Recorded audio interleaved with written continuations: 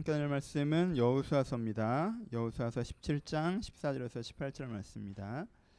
여호수아서 17장 14절에서 18절 말씀.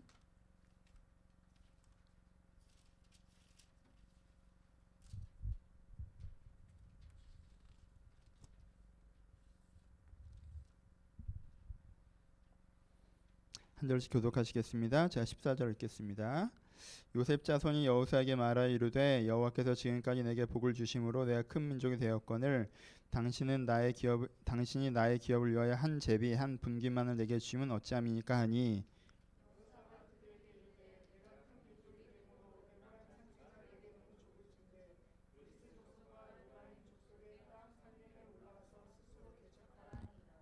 요셉 자손이 이르되 그 산지는 우리에게 넉넉하지도 못하고 골짜기 땅에 거주하는 모든 가나안 족속에게는 벳산과 그 말 거주한 자이든지 이스라엘 골짜기에 거주하는 자이든지 다 철병거가 있나이다 하니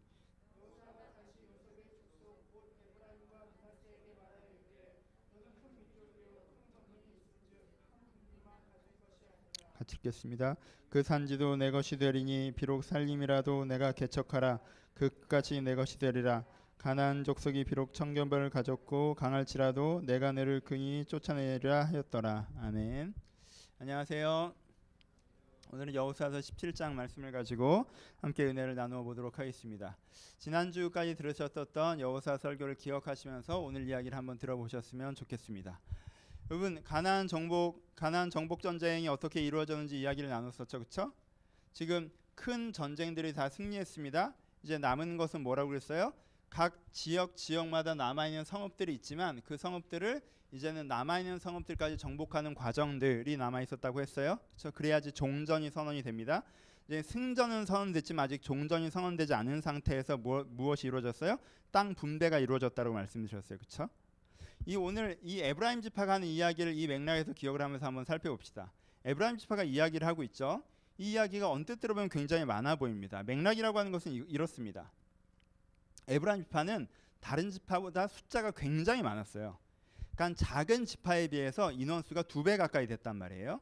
그런데 어떻게 분배했다고 해요? 12분의 1, 그렇죠? 한 분깃 한 제비만 줬다는 거예요. 그러니까 12분의 1로서 지파로 분배를 받았습니다. 땅을 분배받았어요. 그러니까 12분의 1을 받은 거죠. 언뜻 보기에는 되게 합리적이어 보이지만 여기에 무슨 문제가 발생합니까? 땅을 분배를 받으면 그걸 다시 어떻게 해요? 그 지파의 각 가족에게 나눠주는 거잖아요. 그렇죠? 그럼 에브라임 지파 사람들은 어떻게 되는 거예요? 에브라임 지파라는 이유만으로 작은 지파 사람들보다 절반밖에 안 되는 땅을 분배받게 되잖아요. 그렇죠? 그러니까 당연히 어떻게 해야 된다는 거예요? 에브라임은 다른 데보다 사람이 많으니까 애초에 그 인원을 생각해서 2배 정도의 땅을 줘야지 그게 맞다라는 거죠. 그게 에브라임의 얘기예요. 이게 맞아요? 틀려요? 맞잖아요. 되게. 여러분, 만약에 우리나라가 이렇게 있는데 국민 주거복지에서 뭔가 지원금을 낸다고 합니다. 근데 만약에 경기도, 충청도, 강원도, 전라도 이렇게 다 똑같이 준다고 생각해보세요. 도별로 똑같이. 그러면은 여러분들은 수도권 사는 사람들부터 어떤 걸 느끼겠어요? 상대적 박탈감을 느끼겠죠. 그렇죠? 사람 숫자대로 줘야지 그걸 도별로 나눠줘 버리면 어떻게 돼요? 사람이 적은 강원도 사람들은 수도권 사람들보다 몇 배를 받아버리게 될 거 아니에요. 그럼 뭔가 형평성이 어긋난다고 느끼지 않겠어요? 똑같이 세금 내는데? 그렇지 않아요? 약간 그런 개념을 얘기하는 거예요.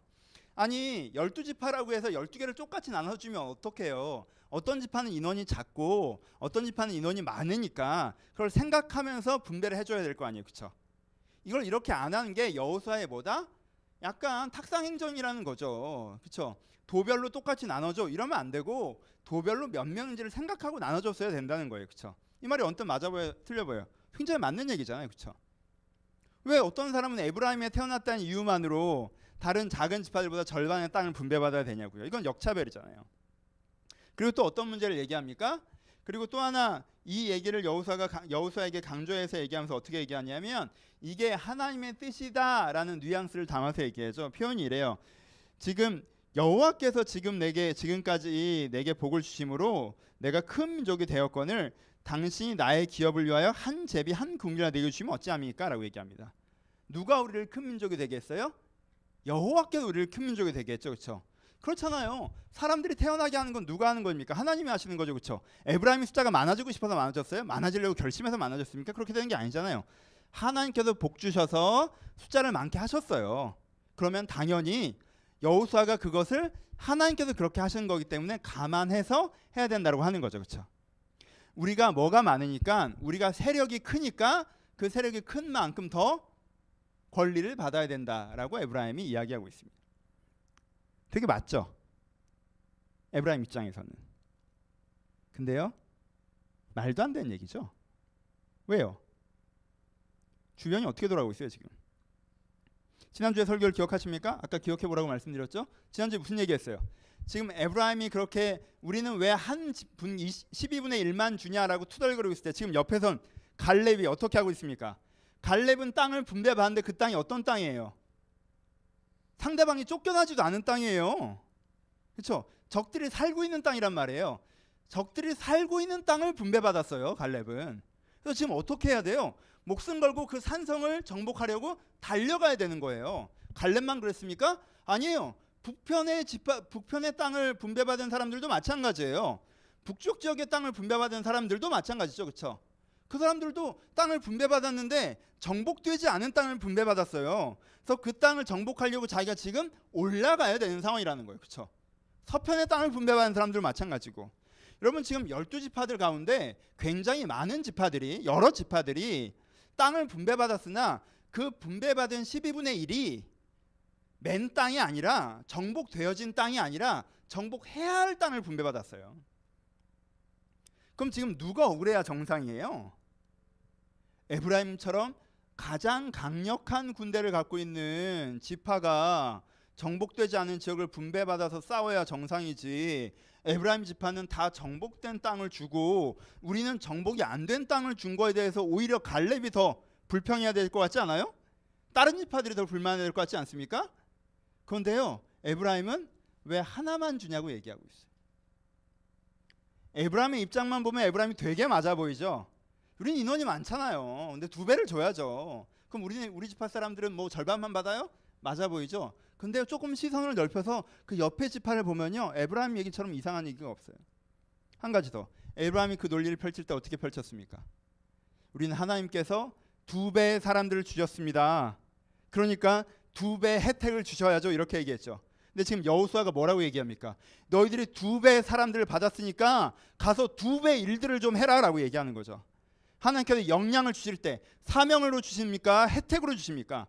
나는 이만한 역량을 받았으니 더 혜택 받아야 된다고 말하는 게 맞습니까? 이만한 역량을 받았으니 내가 그 역량을 펼쳐야 된다고 얘기하는 게 맞습니까? 에브라임이 되게 이상한 얘기를 하고 있어요. 이 에브라임 이야기를 한번 생각해 봅시다. 오늘 본문입니다. 에브라임은요, 자기 자신의 입장에서 볼 때는 너무나 맞는 논리 가운데 서 있어서 여호수아에게 충고하듯이 하나님도 이것이 맞다고 확신하실 것이라는 맥락을 가지고 그들 가운데 이야기하고 있습니다.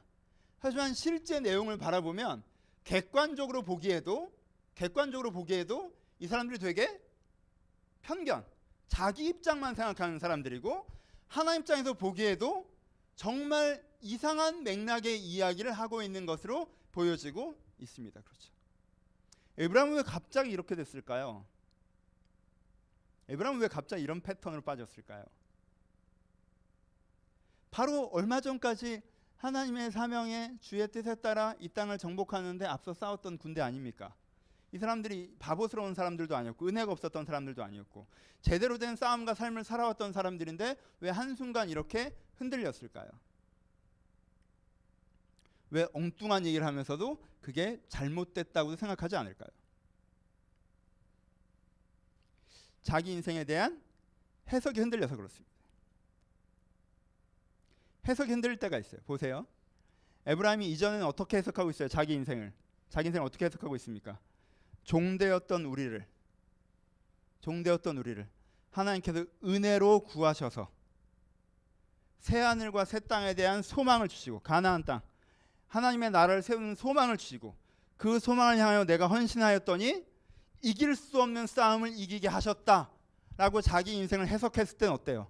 하나님께 지금 현재가 너무나 감사하고 나 같은 사람들을 사용해 주셨다는 게 영광스럽고, 그래서 내게 남은 사명이 있다면 끝까지 달려가고 싶고, 그러니까 자기 인생에 적용이 되겠죠, 그렇죠?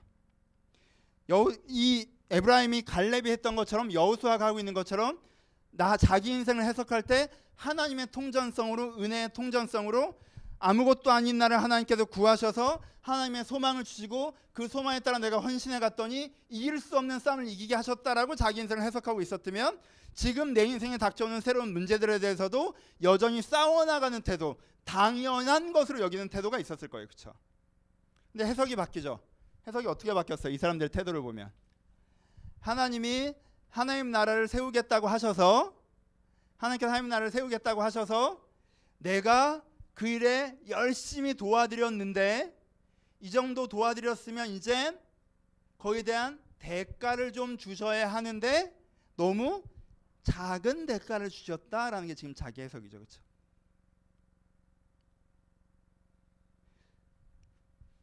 구원받은 주님의 군사로 자기를 해석했다가 갑자기 자기를 돈 받고 일하는 용병으로 해석하는 거죠.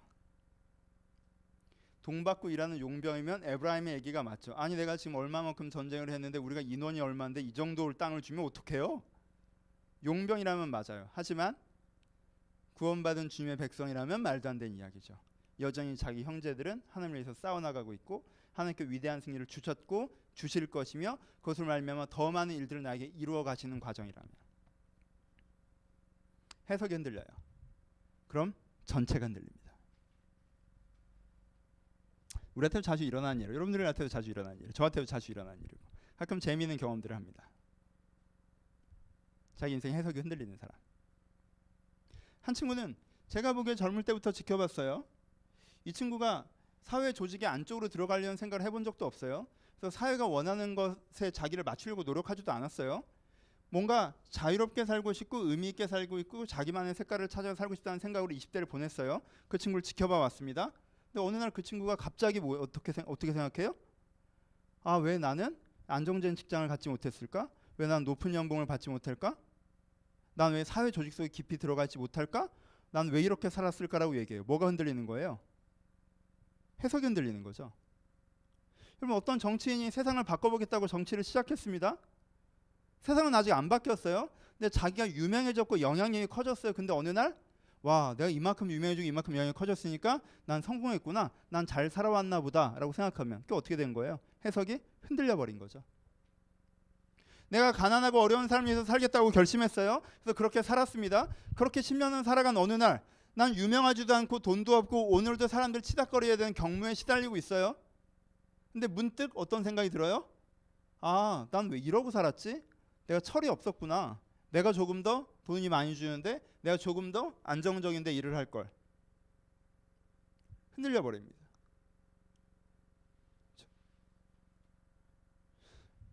특별한 운명적인 사람이 나타나지 않는 한 난 홀로 사는 게 훨씬 더 좋다라고 생각하고 그렇게 선택하고 왔어요. 근데 어느 날 갑자기 난 독거노인으로 쓸쓸하게 홀로 죽어갈 것이고 하나님은 왜 나를 이렇게 만들었는지 모르겠다라고 얘기하기 시작해요. 흔들리는 거죠. 가족이 필요하다고 생각했어요.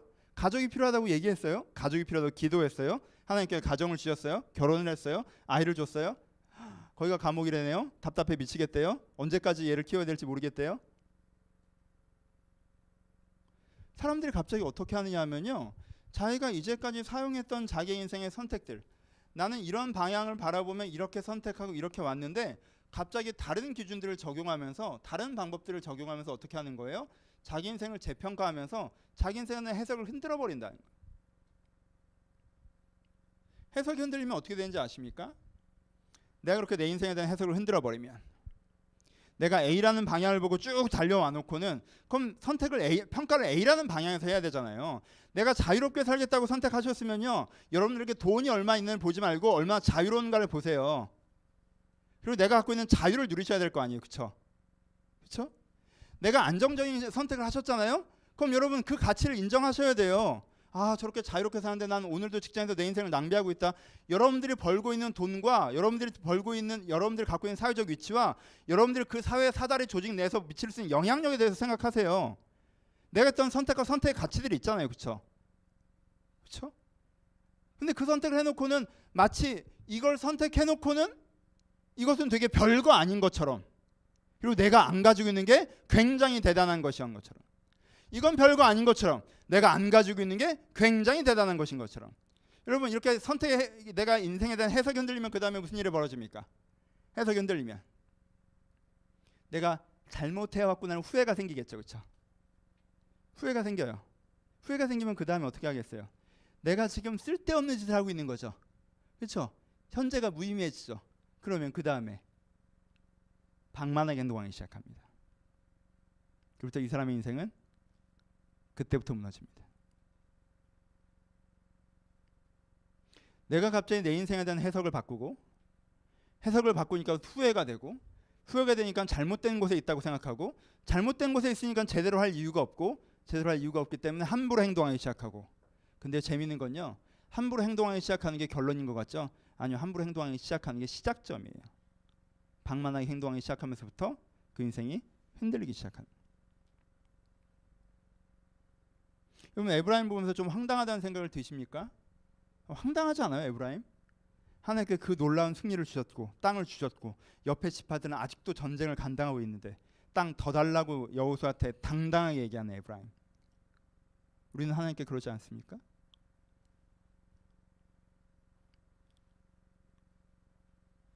마치 하나님은 나에게 그렇게 해주셔야 되는 의무가 있고 나는 그것을 누릴 수 있는 권리가 있는 것처럼. 왜 그렇게 하나님께 얘기할 수 있는 줄 알아요? 해석이 흔들려서 그래요. 여러분 인생에 대한.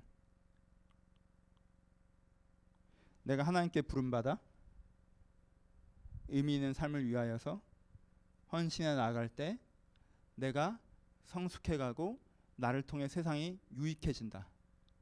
그렇죠? 은혜의 통전성 속에서 나를 해석하는 거예요. 그렇죠?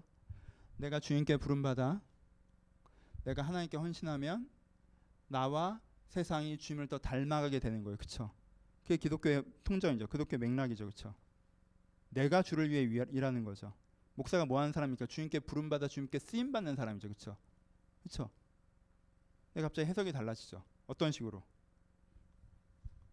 내가 하나님을 믿어드렸으니 하나님은 내 신뢰감에 대한 보답으로 내가 믿을 때 정말 좋은 일이 생겨난다는 것을 느끼게 해주셔야 된다.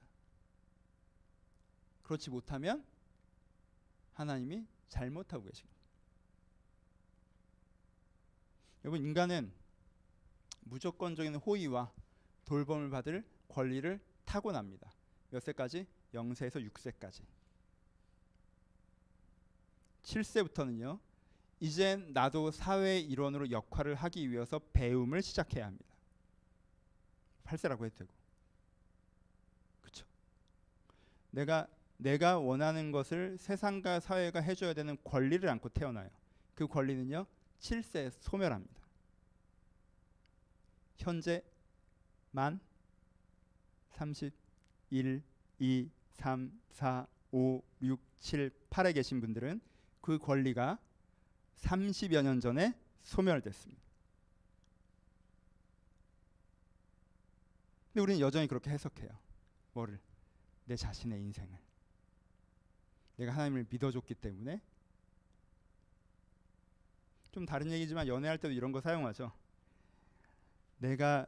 너는 나를 행복하게 할 거라고 믿어줬으니까 너는 나를 행복하게 해줘야 돼. 근데 네가 그렇지 못하면 네가 내 믿음을 배신한 거야. 그렇죠? 결혼하신 분들은 가끔 그런 거 하죠. 결혼할 때만 해도 네가 나와 함께 해준다니 너무 고마워 라고 시작했다가 한 3년 지나면 내가 너랑 살아주니까 고마운 줄 알아 라고 하는 거죠. 해석이 바뀌죠. 해석이 바뀌면 모든 게 바뀌죠. 그렇죠? 대하는 태도가 바뀌고 삶에 대해서 평가하는 방식이 바뀌고. 그렇죠? 여러분들 해석은 건강하십니까? 여러분 인생을 어떻게 해석하고 있어요? 여러분 인생에 대한 해석은 뭐예요? 어떻게 해야 되는 게 맞다라는 여러분들 해석의 근간에 뭐가 있습니까? 세상은 나에게 재미있고 행복하게 일할 수 있는 기회를 줘야 된다 라고 생각하세요? 하나님을 내가 믿어드리면 하나님은 나를 기쁘게 해주셔야 돼 라고 생각하세요? 내가 누군가에게 손을 내밀어서 그들과 관계를 시작하면 그 사람은 좋은 사람인 걸 나한테 입증한 다음에 결국 나에게 잘해줘야 돼 라고 생각하세요? 그건 우주의 중심이 나인 것 같은 해석을 갖고 출발하고 있지는 않습니까? 그러니까 회사도 되게 너무 그지 같고 다른 사람들도 되게 이상하고 하나님에겐 자꾸 실망스럽다라고 결론이 나진 않으세요? 여러분, 에브라임이 결론이 문제겠어요? 에브라임이 출발점이 문제겠어요?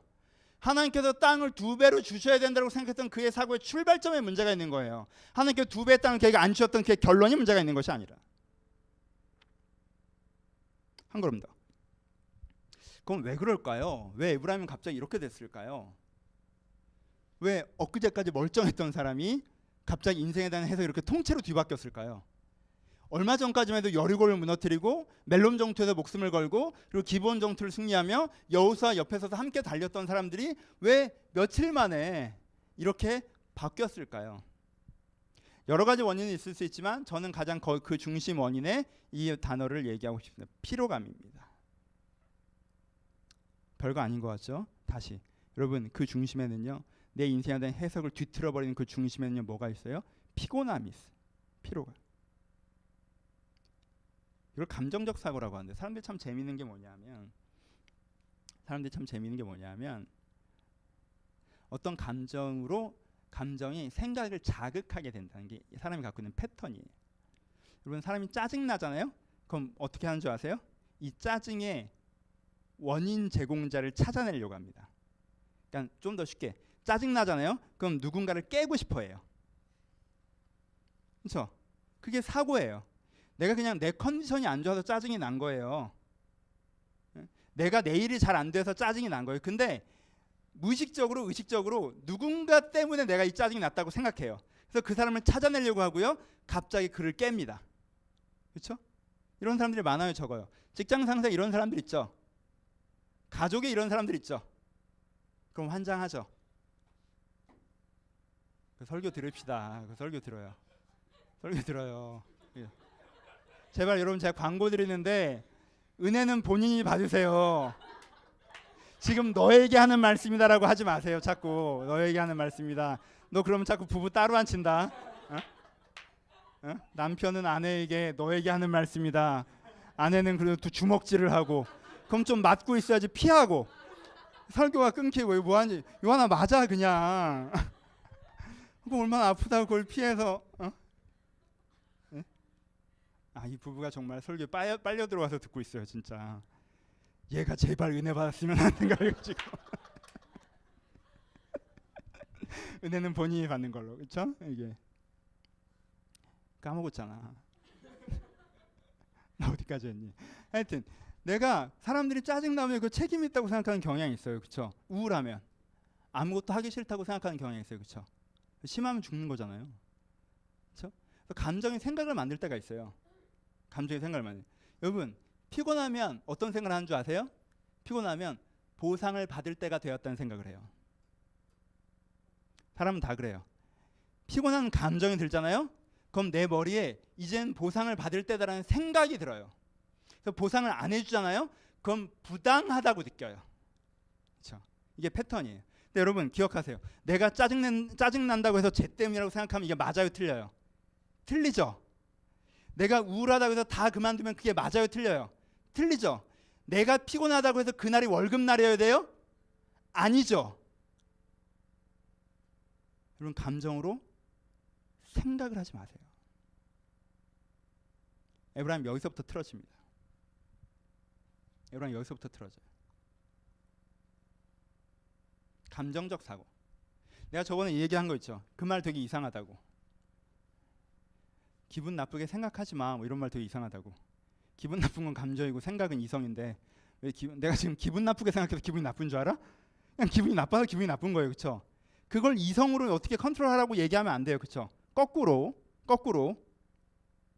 내가 피곤하니까 월급날이라고 생각하지 마세요. 내가 오늘 피곤하니까 보상을 받아야 된다 아니라고 생각하지 마. 그거 되게 이상한 생각인 거 알죠? 느껴져요? 그게 얼마나 이상한 생각인지? 여러분, 감정적 사고에서부터 자유하십시오. 감정적 사고는요, 사고를 하지 않는다는 뜻이에요. 내 감정이 있는데 그 감정에 일정한 논리로 포장지를 씌우는 행동이에요. 내가 보상을 받고 싶으니까, 내가 갑자기 피곤하니까 보상을 받고 싶어졌으니까 저 사람들이 나에게 보상하는 게 맞다는 논리를 세우는 거란 말이에요.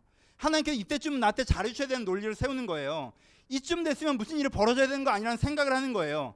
어디에 따라서 여러분 무슨 일이 벌어지는지, 이쯤 되면 무슨 일이 벌어지지 않아야 되나 이런 생각을 하려면 어떻게 생각하셔야 돼요? 이 일이 어떻게 시작됐고 어떻게 진행돼서 이만큼 진척됐으니까 그럼 이젠 무슨 일이 벌어져야 되지 않나라고 생각하는 게 정상이에요.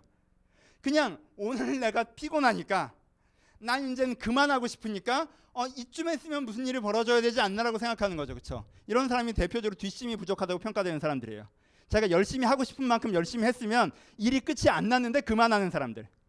여러분 그럼 결론이 안 나오잖아요. 내가 열심히 하고 싶은 마음이 있을 땐 열심히 하다가 내가 피곤해지고 이쯤 돼서 보상이 나왔으면 좋겠다고 생각하는 날 멈추면요, 결과를 만들 수가 없죠.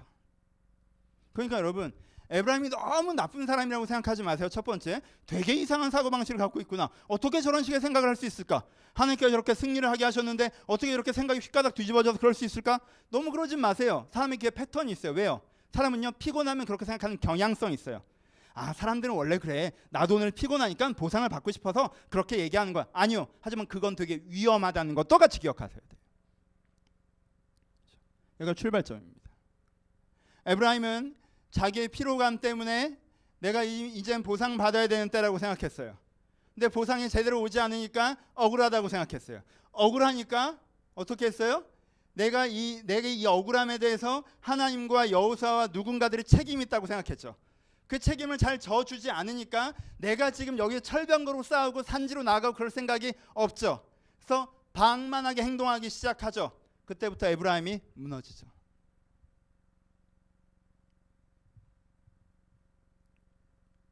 분위기가 별로 안 좋구나. 내가 너무 심하게 얘기했나? 어떻게 해야 될까요? 첫 번째는 지금까지 제가 소리를 지르면서 했던 얘기예요. 스스로 속지 마십시오. 스스로 속지 마세요.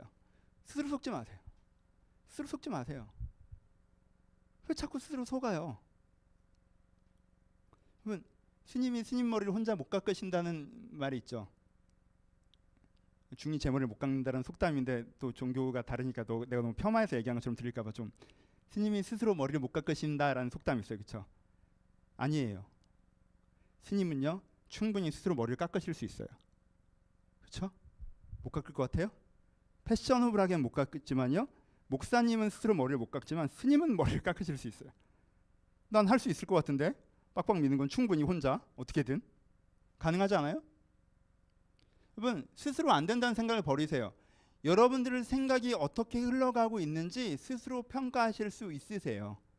인간은요 자기 객관화라는 재능을 타고났습니다. 이게 인간의 위대함이에요. 객관화시킬 줄 안다는 거. 내가 제3자적 시선에서 나를 바라볼 줄 안다는 거. 그러니까 여러분 어떤 생각이 드시잖아요. 그럼 그 생각을 가지고 어떻게 하셔야 돼요? 평가하셔야 돼요. 이게 여러분들 이 함정에 빠지지 않는 첫 번째 방법입니다. 어떤 생각이 푹 빠져서 그 생각으로 얘기하지 마시고, 그래서 옆 사람이 보기엔 몇 달 전까지만 해도 저런 소리 안 했더니 갑자기 저런 얘기를 하고 다니네? 라는 이상한 사람이 되지 마시고, 그러다가 또 며칠 지나면 또 정상으로 돌아와서 또 되게 은혜로운 얘기, 너무 한 얘기 하다가 또 이렇게 막 한 얘기하고, 가끔 저도 상담할 때 좀 딴 얘기지만 좀 힘들 때가 있어요. 한 세 사람이랑 얘기하는 것 같아서. 어느 날 만나면 세상에 이렇게 그지 같은 회사가 없다가 또 만났더니 하나님께 내 인생에 이런 기회를 주셔서 너무 감사하고, 그냥 먹고 살기엔 딱 좋은 직장이고, 뭐라는 거야. 몇 년째 계속 왔다 갔다. 그럼 그 세 가지 얘기가 다 맞을까요? 아니요, 다 틀리죠. 그날 자기 감정에 따라 논리를 뒤집어 쓰는 것뿐이에요. 다 틀려요. 들을 필요 없는 얘기예요, 사실. 너무 심하게 얘기했나? 제가 여러분들의 감정에 동감하기 때문에 그걸 듣고 앉아 있는 거예요. 그 논리는 틀려요. 포장지지. 그러니까 객관화하실 수 있어요. 예를 들어 봅시다. 제 얘기를 한번 해보죠. 제가 얼마 전인가요? 집에 가는데 이런 생각이 들었어요. 한 5분 정도. 나는 왜 주 6일을 일할까? 애들은 다 주 5일을 일하는데 난 주 6일이잖아. 저 월요일 하루 쉬거든요. 여러분 상상해내요? 토요일 날 풀타임으로 일하는 거? 상상도 안 되죠. 그런 세상. 근데 난 그러잖아. 불공평하잖아. 근로조건이 안 좋아요. 고용주 여러분. 여러분들이 제 고용주인데 제가 주 6일이란 말이에요. 제 평균 퇴근 시간 11시 정도예요. 그 전에 들어간 일이 거의 없어요. 그렇다고 해서 출근 시간이 그렇게 늦나? 옛날엔 출근 시간을 좀 늦게 해서 그래 난 좀 늦게 출근하니까, 근데 요즘엔 거의 9시 10시에 나와야 돼. 더 일찍 나와야 되는 날도 많고 일이 많으니까. 그렇다고 난 휴가도 별로 없네. 그러니까 작년에 아예 못 썼고, 그 전에 2박 3일 내가 6년 있는데 2박 3일 이상 휴가를 받아본 적이 없어요. 그러다 보니까 내가 너무 경무에 시달리는 것 같은 거야. 그렇잖아. 왜? 그럼 안 그런 것 같아? 토요일 쉬면서 난 6일이라니까. 너무 경무에 시달리는 것 같은 거예요. 그리고 일이 끝이 안 나요. 그렇잖아요. 내가 최근 몇 달간 논 게 아닌데 내가 최근 몇 달간 일이 더 많았던 것 같은데 지난주에 딱 보니까 안 해놓은 일만 산더미처럼 쌓여있죠. 코코넛도 써야 되잖아요. 물론 아무도 독촉하지 않고 아무도 왜 쓰지 않으시냐고 얘기하지 않고 아무도 목사님 너무 빨리 써내려가셔서 제가 따라갈 수가 없다라고 얘기해서 몇 달을 쉬었지만 아무도 저기 꽂혀있는 책 읽지 않지만 다 읽은 사람 손 들지 마요. 상처받아요. 여러분들 손을 안 들어야 지금 안 되는 분위기인가 보다라고 제가 생각하죠. 그렇죠?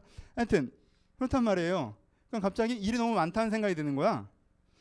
그래서 좀 쉬고 싶다. 벌써 6년째 내가 이렇게 경무를 하고 있구나. 쉬고 싶다. 그래 한 일주일 동안 휴가를 내보자. 일주일 휴가를 내면 내가 쉬나? 일주일 휴가를 내면 저기 앉아있는 저 두 분이 제 스케줄을 딸 거 아니에요. 그래 일주일 동안 그럼 뭘 할까? 휴가야? 그럼 제 아내와 제 이한이가 제 아들이 제 스케줄을 짤 거 아니에요. 그럼 여기 가고 여기 가고 여기 가고 여기 가고 여기 가고 이거 하고 저거 하고 저거 하자. 저한테 한 3시간 정도 불려나? 중간에 영화 한 편 보게 해줄 수도 있어요. 그럴지도 모르고 안 그럴 수도 있고 기분에 따라 달라질 거란 말이에요. 그럼 뭐 이제 쉴 수가 없잖아요. 그리고 저 두 분이 나를 허락해줘서 그래 너 혼자 어디 갔다 와 라고 해서 내가 갈 수 있나? 그럼 나가면 돈인데 제가 그 돈이 없어요. 그렇게 일주일 놀다 오면 그게 얼만데 그거 어떻게 메꾸려고 내가 재정 관리하는데 그거 메꾸는 거 너무 힘들어요. 나 그거 안 쓸 거예요. 차라리 그거 쓰고 그걸 메꾸는 고생을 하느니 저는 이거 안 쓰고 싶어요. 그럼 나가라고 해봐야 내가 어딜 가겠어. 여기 올 텐데 여기 와서 뭐예요? 멍하니 앉아있어요? 기도하겠지. 뭐야 가만히 있어서 뭐예요? 그냥 원고 밀린 거 좀 쓰고 혼자 있기 그러니까 또 상담하고 여기 있는데 굳이 양육 캔슬할 필요 없고 그러니까 난 되게 쉴 수 없는 업무에 깔려있나? 라는 생각을 5분 동안 했어요. 그럴듯하죠? 안 그럴듯해? 설득이 안 돼? 목사님 정말 열심히 하시는구나. 목사님 휴가를 보내드려야겠다 이런 생각이 안 들어? 안 들어요? 유현아 너 웃음소리 진짜 특이하다. 뭔가 이 대중들의 웃음을 가로지르는 하나의 높은 새 한 마리가 이렇게 저 위에서 새 한 마리가 이렇게 날아가는 듯한 까까까까 이렇게 날아가네. 네, 그런 생각 안 들어요? 들죠? 근데 보세요. 전 그런 생각이 들잖아요. 제 자랑하는 거예요. 그런 생각이 들잖아요. 그럼 이 생각이 맞는지 생각해요. 그런 생각이 들면 이 생각이 맞는지 생각해보세요. 이 생각이 맞아요? 그럼 기본적인 사실관계도 틀렸어요. 전 경무에 시달리지 않습니다. 왜요? 저는요 주일 설교를 제외하고는요 모든 업무의 데드라인을 제가 정해요. 경무라고 하는 건요 그날 끝내지 않으면 일들 때문에 내가 과격하게 과도하게 일하는 걸 경무라고 해요. 제가 어떻게 합니까? 여러분 이사가 있으니 코코넛은 쉬죠. 제가 다시 쓰고 싶을 때 쓸게요 라고 얘기하죠. 여러분들이 물어봐요. 코코넛이 언제 나와요? 제가 대답하죠. 모른다고. 몰라요. 이번 주에 얼마나 쓰셨어요? 몰라요. 안 가르쳐 줄 거예요. 제가 무슨 경무에 시달려요. 전 너무 많은 사람과 얘기하고 있다면 신방 줄입니다. 다음 주로 약속 다 미뤄요. 그렇죠? 저는요 제가 꼭 해야 될 일 있으면 양육도 쉽니다. 이번 주에 휴강 하자라고 얘기해요. 제가 무슨 경무에 시달립니까? 그러니까 휴가 갈 생각이 없는 거예요. 뭘 피곤할 만큼 했어야 휴가를 가지. 지금 전 자유시간이 주어진다라도 이걸 할 거예요. 별로 다른 거 하고 싶은 것도 그닥 없는데 기본적인 사실관계도 틀렸어요. 일이 끝도 없어요? 아니에요. 일이 왜 끝이 없습니까? 어떤 일들이 되게 많이 잘 이루어져서 끝이 났죠. 그 결과물들에 지금 저희가 서 있고요. 여러분 한 명 한 명이 제 결과물 아닙니까? 여러분 한 명 한 명이 제 결과물인 부분이 있잖아요. 여러분들이 교회 다니고 계시고 은혜를 받고 계시고 성숙한 부분이 있으시고 일이 왜 안 끝납니까? 일이 끝났죠. 일이 끝났고 좋은 결과를 맺고 있어서요. 이제 그 다음 일을 하는 거예요. 제가 갇혀 있습니까? 아니요. 전 날아다니고 있는데요. 사람이 되게 어느 날 저녁에 문득 든 생각. 그럼 그날 저녁에 왜 내가 그런 생각이 들었을까? 그날 바빴어요. 그날 한 신방이 한 4개였거든. 그러니까 뭐 하루에 한 4명이랑 얘기하면 나중에 그러니까 얘가 결혼을 해. 얘가 헷갈리잖아. 집에 가서 다 적어야 된단 말이에요. 또 기도해야 되고 그렇잖아요. 일이 많은 날이 있잖아요. 그냥 많았어요. 그냥 많았으니까 그날 좀 피곤했던 거예요. 근데 피곤했던 거 갖고 뭘 하는 거예요? 생각이 나요. 그건 감정이 자연스럽게 하는 반응이에요. 그 생각을 집어드는 게 문제지. 저희 아내가 잘하는 거 있어요. 저희 저희 아내가 제가 막 집에 들어가서 이 얘기 옛날에 했었나? 제가 들어가서 이렇게 되게 어느 날 집에 들어가서 이렇게 트집 잡아요. 막 제가 그땐 트집이라고 생각하지 않죠. 아, 집에 이렇게 정리가 안 돼 있니? 한번 물건을 꺼냈으면 정리를 끝내. 뭐 정리를 해야지. 야, 그리고 이불도 그렇고 이것도 그렇고 말이야. 너 애 숙제는 봐줬어? 막 이렇게 막 제가 막 이렇게 트집이 아니죠. 제 감정은 뭐 하는 거예요? 오랜만에 가정을 돌아보는 거예요. 그래서 오랜만에 가정을 돌아보는 거예요. 근데 제 아내가 저한테 뭐라 그러는지 아세요? 그럼 딱 보면 피곤하면 그냥 들어가 자 그래요. 그럼 저는 듣고 들어가 자요. 그리고 나와 보면 그 쌓이는 물건이 안 거슬려요. 안 거슬려요. 뭐 하는 거예요 지금? 그냥 감정이에요. 근데 그게 생각인 것처럼 포장될 때가 있단 말이에요. 그럼 스스로 속지 말아야 돼요. 다른 사람이 그러는 것도 속을 필요가 없고 그건 진심이 아니에요. 그렇죠? 그럼 자기 점검을 하셔야 돼요. 이 생각이 감정적 사고인지. 두 번째 뭐 하셔야 됩니까? 두 번째, 세 번째는 좀 간단하게. 두 번째 뭐 하셔야 돼요? 여러분 그런 감정적 사고에 빠지지 않기 위해서 뭐가 필요하겠어요? 여러분 인생에 대한 은혜의 통전성에 대한 기억이 있어야겠죠. 그렇죠? 여러분 인생은 어떻게 여러분들 인생이 어떠한 방향으로 해석되어 있는지에 대한 바른 해석이 항상 기억되고 있어야 엉뚱한 해석이 치고 들어오질 않아요. 그렇죠? 여러분 저는요 하나님께 부름받아서 쓰임받고 있는 목사예요. 그렇죠? 내가 목사라는 직업으로 편안하게 살려고 한 것도 아니고 목사라는 직업으로 자유롭게 살려고 하는 것도 아니고 목사라는 직업으로 행복하게 즐겁게 성공적으로 살려고 한 것도 아니에요. 내가 쓰임받으려고 이걸 선택했단 말이에요. 그렇죠? 그게 나에게 항상 필요해요. 행복한 건 플러스 알파고 인정받는 것도 플러스 알파고 생활이 되는 건 감사한 일이고 그렇지? 그렇죠? 근데 내가 하나님께 쓰임받고 싶다라는 생각에 머물러져 있으면요 뭐가 안 들어와요? 내가 얼마나 행복하냐 행복하지 않냐, 내가 얼마나 편안하냐 편하지 않냐, 내가 얼마나 성공적이냐 성공적이지 않냐로 생각하는 생각이 안 들어와요. 근데 이게 잊혀져 있으면 저게 들어오는 거예요. 그러니까 두 번째 뭘 하셔야 돼요? 엉뚱한 생각에 빠져 있는 걸 스스로 자기 점검할 일도 없이 미리 예방하는 조치가 뭐냐면요. 내가 지금 어떠한 삶의 방향성 속에 살아가고 있는 것에 대한 자기 해석을 항상 기억하는 거예요. 하나님께서 내가 부름받아서 하나님께서 나를 통해서 세상을 아름답게 하실 소망을 주셨고 그 소망을 위해서 내가 헌신하는 중이며 그 헌신 중에 내가 작은 승리와 작은 실패를 경험하는 과정성 속에 서 있다 하는 내 인생에 대한 은혜의 통전성을 스스로 기억하고 있는 게 필요해요. 그게 아닌 다른 어떤 인생의 해석이 들어와서 그 해석으로 말미암아 인생의 의사결정이 되지 않도록 내가 이 생각을 기억하는 것이 필요합니다. 이게 두 번째예요. 세 번째, 이걸 기억하시는 것과 함께 필요한 게 뭐냐면요, 이 인생의 기쁨을 누리시는 거예요. 이 인생의 기쁨을 느끼시는 거예요. 그렇잖아요? 여러분 이렇게 사소하게는 현상적인 거, 안정적인 삶을 선택하셔서 안정이 되셨습니까? 여러분 안정의 기쁨을 누리세요.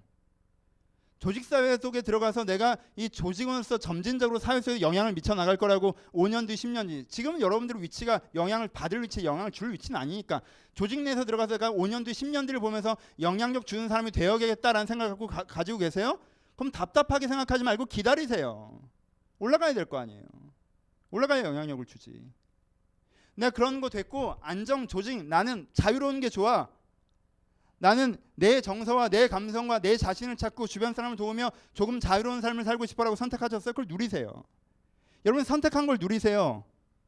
여러분 생각한 걸 느끼실 수 있어야 돼요. 여러분은 직장을 그만두고 아이를 보기 시작했습니까? 그럼 아이를 느끼고 누려야 돼요. 그 아이를 쳐다보고 있으면서 직장 생각하면서 답답하다고 생각하지 말고, 그럼 그 엄마들 꼭 직장 내고 나면 애 보고 싶다고 운다? 왜 그래요? 아이를 보고 아이를 누리셔야 돼요. 그렇잖아요?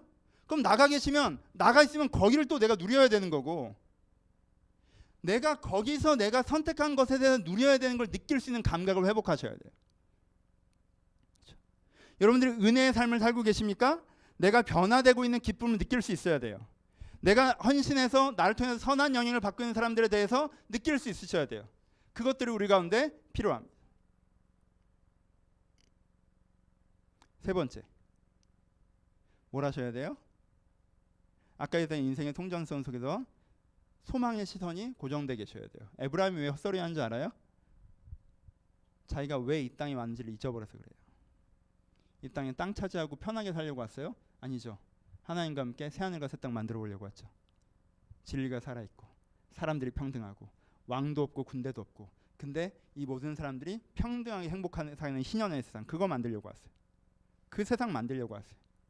그걸 기억하고 있었잖아요. 그러면요, 싸우지 말라고 해도, 내가 살고 있는 땅이 충분하고 해도 악한 권세와 권력들에서 싸움을 걸고 전투에 참여했을 거예요. 내가 왜 집에서 쉬냐고. 하나님께 능력 주시고 은사 주셨는데. 그래서 갈렙 옆에 섰을 것입니다. 뭐가 분명할 때, 소망이 분명할 때. 그러면 모아봅시다. 여러분들이 그렇게 스스로 속지 않기 위해서 감정적 사고에 빠지지 않기 위해서 뭐가 필요해요? 스스로에서 자기 점검이 필요하다고 했어요. 두 번째 뭐가 필요해요? 원래 내가 갖고 있는 인생에 대한 통전을 기억하는 게 필요하다고 했어요. 세 번째 뭐가 필요하다고 했어요? 내가 지금 갖고 있는 걸 느끼는 능력이 필요하다고 했어요. 네 번째 뭐가 필요하다고 했어요? 소망의 시선을 고정하는 게 필요하다고 했어요. 이거 하나하나를 설교를 할 수 있는 얘기, 이런 설교들을 많이 했어요. 그렇죠? 이 네 가지를 필요하다고 했어요. 근데 이 네 가지를 여러분 스케줄 삼아 하기 되게 어려우시죠? 쉽지 않죠? 이 네 가지를 한 단어로 묶을 수 있어요. 여러분 이것들을 하려면 뭐가 필요한지 아세요? 은혜가 필요해요. 여러분 생각해 보세요. 기억해 보세요. 여러분들이 기도하고 은혜 받을 때, 말씀 통해 은혜 받을 때 무슨 일이 벌어집니까? 어제까지만 되게 짜증나고 답답하고 귀찮았던 직장에 대해서, 내 가족에 대해서, 내 애인에 대해서, 내 친구에 대해서 갑자기 그 사람의 소중함이 느껴질 때 있지 않았어요? 이게 하나님이 주신 기회구나라고 생각될 때 있지 않았어요? 내가 겁먹지 말고 이거 때려쳐야겠구나라고 생각될 때 있지 않았어요? 은혜 중에 뭐가 조명돼요? 은혜 중에 거짓 생각에서 벗어나 하나님의 시선으로 회복된 일들이 벌어지죠. 그렇죠? 여러분들의 잠자는 머리를 깨워준다는 거예요. 은혜 중에 무슨 일이 벌어집니까? 내가 오늘 살아가고 있는 삶의 소중함을 몰랐는데 내가 오늘 가는 살아가는 삶의 소중함이 느껴지죠. 감각이 묻어지는 사람들, 오늘 살고 있는 기쁨을 모르던 사람들이 다시 한번 느껴지는 거예요. 뭔가 내가 어떤 목적지를 향해서 달려가는 것이 아니라 이 하나하나가 목적지라는 게 다시 한번 느껴지는 거죠. 그렇죠?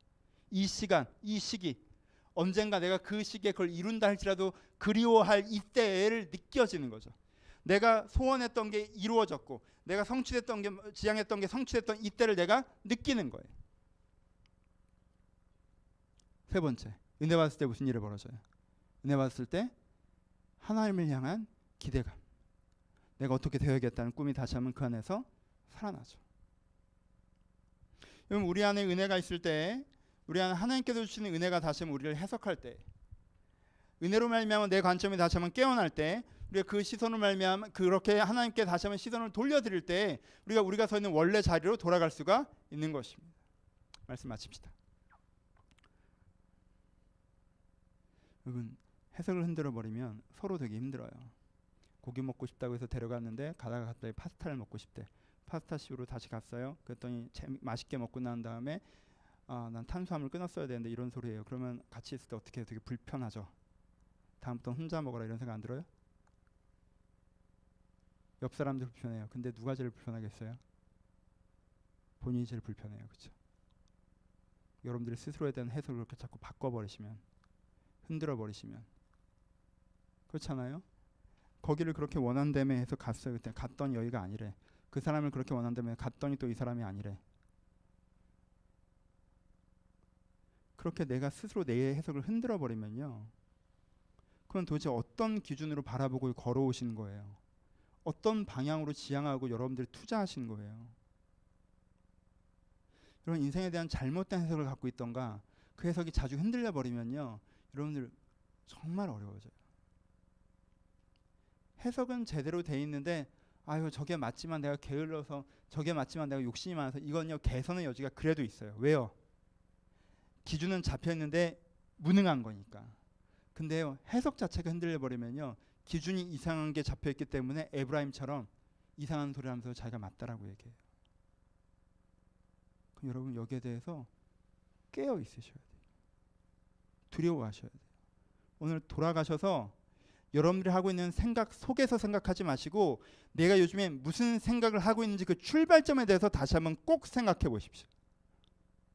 내가 이게 어렵고 이게 힘들고 이게 어떻고 저게 어떻고 저 사람이 잘못했고 이 사람이 잘못했고 난 이래서 지금 요즘에 좋고 저래서 요즘에 좋고 나쁘고를 떠나서 내가 하고 있는 그 생각 말고 그 생각의 출발점에 대해서 다시 한번 생각해 보세요. 그 출발점이 뭔지, 그 출발점이 하나님인지 은혜인지 아니면 욕심인지 피로감인지,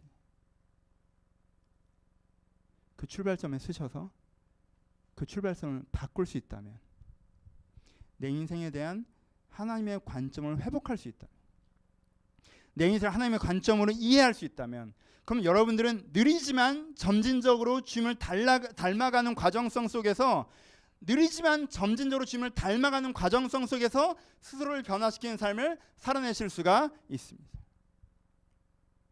삶의 작은 결단들을 통해서 다시 한번 은혜를 기억하시고, 스스로 속지 않기를 기대하시고, 은혜를 기대하시고, 그렇게 하나님의 시선으로 자유해지는 시간이었으면 좋겠습니다.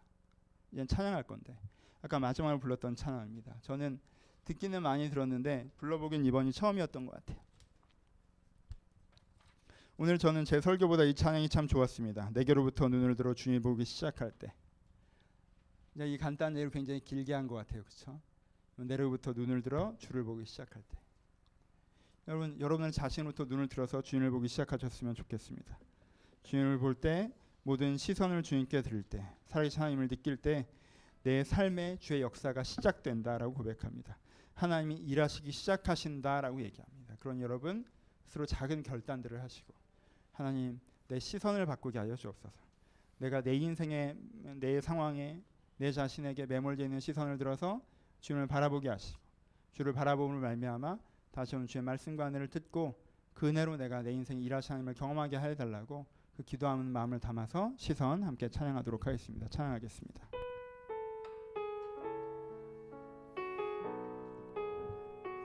내게로부터 눈을 들어, 내게로부터 눈을 들어 주를 보기 시작할 때 주의 일을 보겠네. 내 작은 마음 돌이키사, 내 작은 마음 돌이키사 꿈꾸게 하네.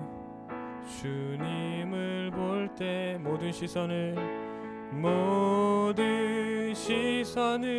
주님께 드리고, 살아계신 하나님을 느낄 때 내 삶은 주의 역사가 되고, 하나님이 일하기 시작하네.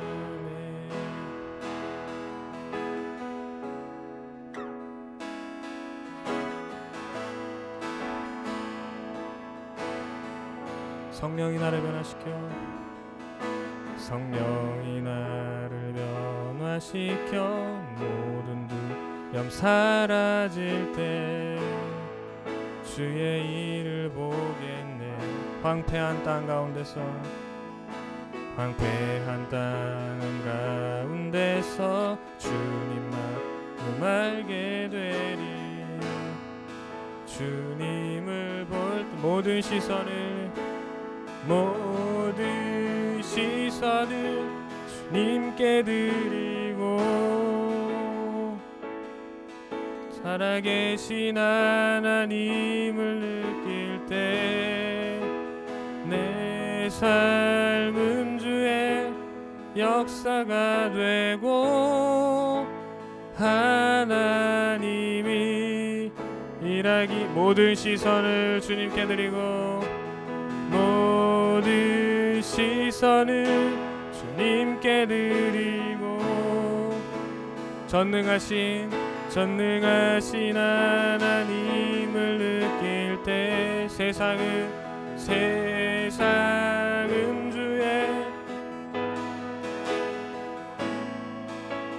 하나님이, 한 번 더 찬양합시다. 모든 시선을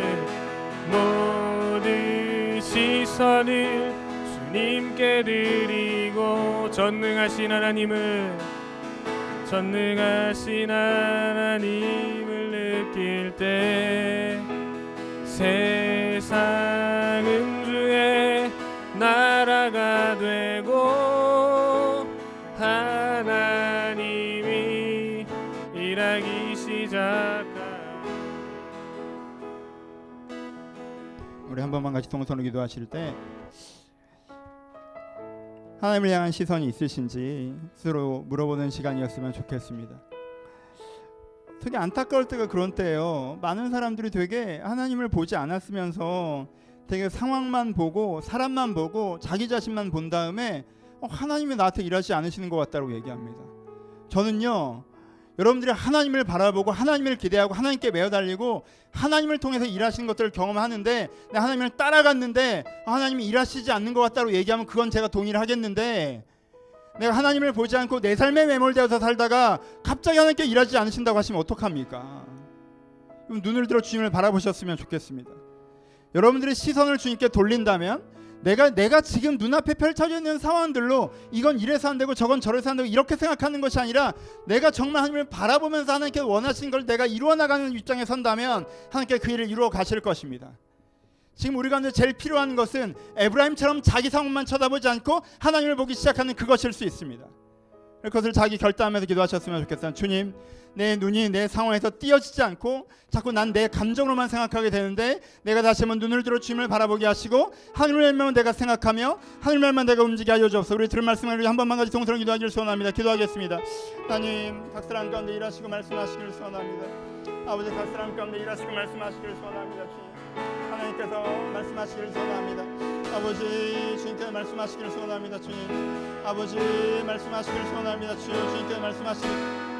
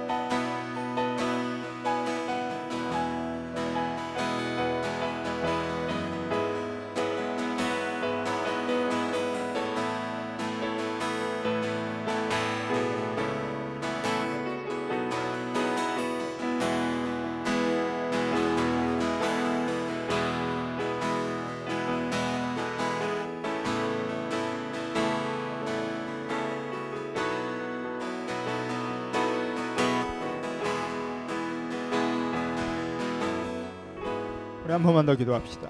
저도 이렇게 기도할 거예요. 제가 너무나 맞다고 생각하는데 이게 에브라임 같은 말일까 봐 두렵습니다. 난 너무나도 맞아. 아니, 사람이 2배인데 2배 땅을 줘야 될 거 아니야. 너무 맞아요. 근데 이게 말도 안 되는 얘기인. 저는 제 안에 혹시 그런 논리가 있지 않을까 두렵습니다. 그래서 저는 이렇게 기도하려고 합니다. 하나님, 혹시 제가 스스로 속고 있는 부분이 있다면 주께서 가르쳐 주시옵소서. 내 생각이 이게 너무 맞다고 생각해서 의심의 여지가 없는데 이 틀린 생각이 나를 잡아먹고 있는 것이 있다면 그것을 주님 나에게 가르쳐 주옵소서. 거기서 내가 자유해지게 하시고 내가 주께 배우고 주님께 듣고 주님을 따라갈 수 있도록 해달라고. 내 가운데 생각의 죄악으로부터 자유를 구하시면서 은혜를 구하시면서 이 생각의 틀로부터 나를 벗어나게 해달라고, 내가 안에 그런 것들이면 내가 그것들이 뭔지 깨닫게 해달라고 우리 한 번만 더 기도하기를 소원합니다. 기도하겠습니다. 하나님, 저희 안에 있는 이 생각의 올무에서 제가 벗어나기를 소원합니다. 내가 완고하게 이것이 맞다라고 얘기합니다. 에브라임처럼 이야기합니다. 사람이 2배인데 2배의 땅을 줘야 되지 않을 거 아니냐고 제가 하나님 앞에 얘기하고 있습니다. 아버지, 내가 이 사람은 이러하니까 이런 게 맞지 않냐고 얘기하고 있습니다. 내가 이건 이러니까 이게 이래야 되지 않냐고 얘기하고 있습니다. 제 논리는 너무나 단단합니다. 제 논리는 워낙 권고합니다. 그래서 내 스스로도 속습니다. 내가 세우는 논리에 내가 갇혀서 이것이 맞는 것처럼, 이것이 맞을 수밖에 없는 것처럼 그것에서 안주하고 있습니다. 때로는 내 감정 때문에 아주 논리들을 세워놓고 내가 원하는 것들 때문에 내 것들이 틀린 게 아니라고 증명하자 논리들을 세워내는 어리석은 가운데 있습니다. 아버지, 내가 이 멍청함에서 벗어나오게 하시오며 내가 이 무지에서 벗어나게 하시오며 내가 하나님께 배우게 하여 주옵소서. 하나님께서 지금 나에게 무엇을 원하시는지, 하나님께서 지금 나에게 무엇을 원하지 않으시는지 내 하나님께 듣게 하여 주옵소서. 내 하나님께 듣게 하여 주옵소서. 하나님, 저를 돌보시기 나에게 함께 하셔서 그 들음이 나에게 안 있게 하시고 그 깨달음이 나에게 안 있게 하시고 그러면 일어남이 나에게 일어날 수 있도록 축복하시고 함께 하여 주옵소서. 이 말씀 안에 누리기를 소원하오니, 이 말씀 안에 누리기를 소원하오니, 아버지, 저를 도우신다 함께 하시오. 아버지, 저를 도우신다 함께 하여 주옵소서. 아버지, 제가 얼마나 무지한 자인지, 내가 세운 논리의 벽에 내 스스로 갇혀서 이것이 맞을 수밖에 없고 이것이 너무나도 맞다고 이야기하며 스스로를 거기에 가두어 놓을 때가 있습니다. 주여, 내 이 멍청함을, 이 내 무지함을, 이 미련함을 주님께서 긍휼히 여겨 주옵소서.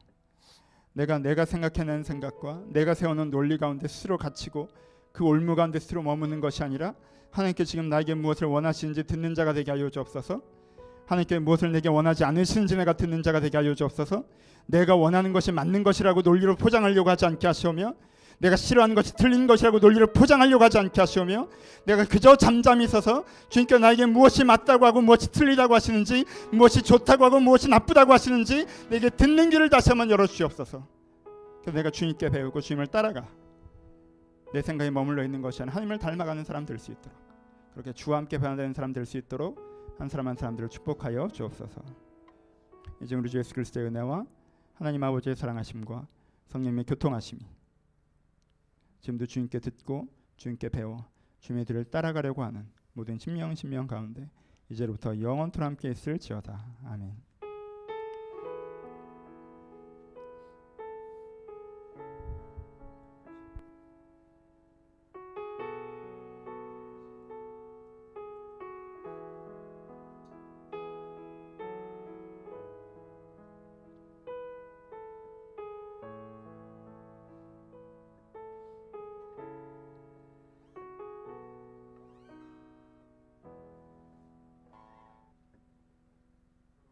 주님께 감사의 박수 나누시겠습니다. 감사합니다. 감사합니다.